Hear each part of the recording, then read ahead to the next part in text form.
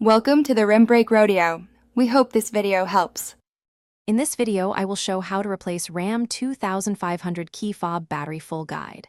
Start by removing the mechanical key from the fob, then use a small flathead screwdriver to gently pry open the seam. Keep pressure light to avoid cracking the plastic.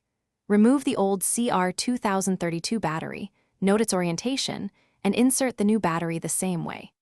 Snap the halves back together and test the buttons before reattaching the mechanical key. In this video, I will show how to replace RAM 2500 key fob battery full guide. Locate the seam along the fob edge and remove the small mechanical key first. Insert the flathead tool into the seam and twist gently to release the clips. Work slowly around the perimeter. Keep fingertips clear of the battery and circuit board as you open the case. If resistance is strong, check for hidden clips or screws before applying more force to avoid damage. In this video, I will show how to replace RAM 2500 key fob battery full guide. Quick recommendation: life's too short for cheap socks. Go darn tough with a lifetime warranty, and you'll thank yourself during long DIY sessions.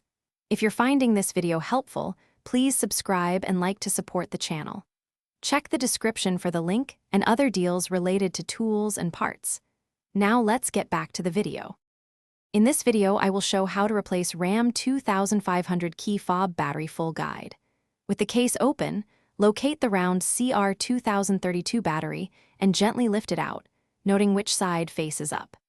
Insert the replacement battery matching the original orientation so contacts align properly, then inspect the board for loose parts. Close the fob halves, pressing until you hear the clips snap back into place. Test the key fob functions from a short distance to confirm operation and reattach the mechanical key. Thanks for watching. Consider subscribing if we helped you.